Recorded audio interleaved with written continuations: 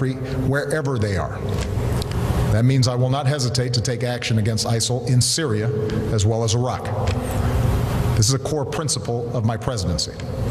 If you threaten America, you will find no safe haven. Second, we will increase our support to forces fighting these terrorists on the ground. In June, I deployed several hundred American service members to Iraq to assess how we can best support Iraqi security forces. Now that those teams have completed their work and Iraq has formed a government, we will send an additional 475 service members to Iraq. As I've said before, these American forces will not have a combat mission. We will not get dragged into another ground war in Iraq. But they are needed to support Iraqi and Kurdish forces with training, intelligence, and equipment. We'll also support Iraq's efforts to stand up National Guard units to help Sunni communities secure their own freedom from ISIL's control.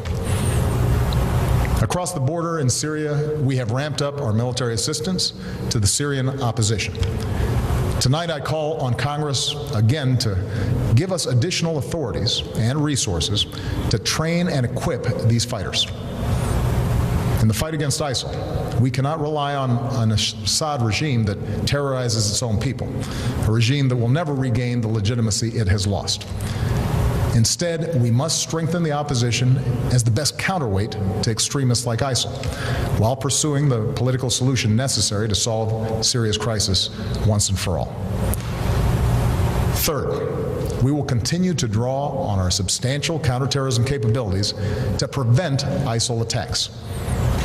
Working with our partners, we will redouble our efforts to cut off its funding, improve our intelligence, strengthen our defenses, counter its warped ideology, and stem the flow of foreign fighters into and out of the Middle East. And in 2 weeks, I will chair a meeting of the UN Security Council to further mobilize the international community around this effort. Fourth, we will continue to provide humanitarian assistance to innocent civilians who've been displaced by this terrorist organization. This includes Sunni and Shia Muslims who are at grave risk, as well as tens of thousands of Christians and other religious minorities. We cannot allow these communities to be driven from their ancient homelands. So this is our strategy. And in each of these 4 parts of our strategy, America will be joined by a broad coalition of partners. Already, allies are flying planes with us over Iraq, sending arms and assistance to Iraqi security forces and the Syrian opposition, sharing intelligence and providing billions of dollars in humanitarian aid. Secretary Kerry was in Iraq today, meeting with the new government and supporting their efforts to promote unity.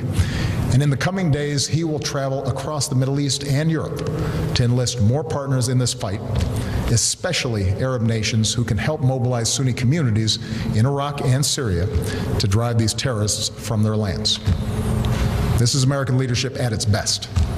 We stand with people who fight for their own freedom, and we rally other nations on behalf of our common security and common humanity. My administration has also secured bipartisan support for this approach here at home. I have the authority to address the threat from ISIL, but I believe we are strongest as a nation when the President and Congress work together. So I welcome congressional support for this effort in order to show the world that Americans are united in confronting this danger. Now, it will take time to eradicate a cancer like ISIL. And any time we take military action, there are risks involved, especially to the servicemen and women who carry out these missions. But I want the American people to understand how this effort will be different from the wars in Iraq and Afghanistan. It will not involve American combat troops fighting on foreign soil. This counterterrorism campaign will be waged through a steady, relentless effort to take out ISIL wherever they exist using our air power and our support for partners' forces on the ground. This strategy of taking out terrorists who threaten us while supporting partners on the front lines is one that we have successfully pursued in Yemen and Somalia for years, and it is consistent with the approach I outlined earlier this year, to use force against anyone who threatens America's core interests, but to mobilize partners wherever possible to address broader challenges to international order. My fellow Americans, we live in a time of great change. Tomorrow marks 13 years since our country was attacked. Next week marks 6 years since our economy suffered its worst setback since the Great Depression. Yet, despite these shocks, through the pain we felt and the grueling work required to bounce back, America is better positioned today to seize the future than any other nation on earth. Our technology companies and universities are unmatched.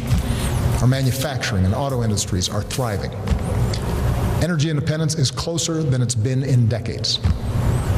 For all the work that remains, our businesses are in the longest uninterrupted stretch of job creation in our history, despite all the divisions and discord within our democracy. I see the grit and determination and common goodness of the American people every single day. And that makes me more confident than ever about our country's future. A broad American leadership is the one constant in an uncertain world.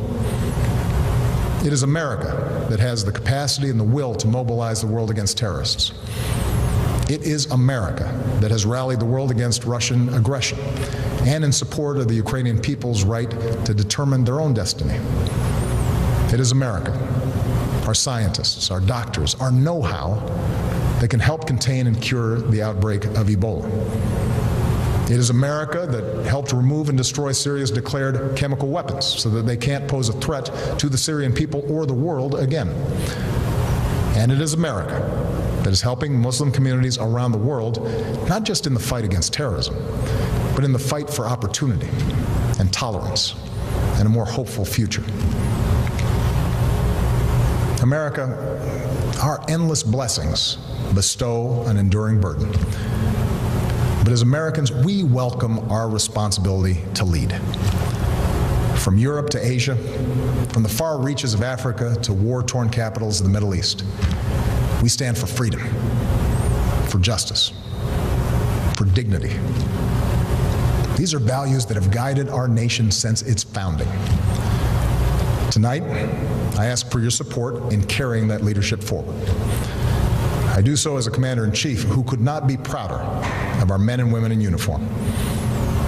Pilots who bravely fly in the face of danger above the Middle East, and service members who support our partners on the ground. When we helped prevent the massacre of civilians trapped on a distant mountain, here's what one of them said: "We owe our American friends our lives.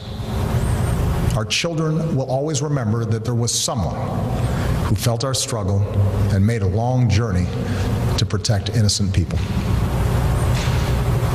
That is the difference we make in the world. And our own safety, our own security, depends upon our willingness to do what it takes to defend this nation and uphold the values that we stand for. Timeless ideals that will endure long after those who offer only hate and destruction have been vanquished from the earth. May God bless our troops, and may God bless the United States of America.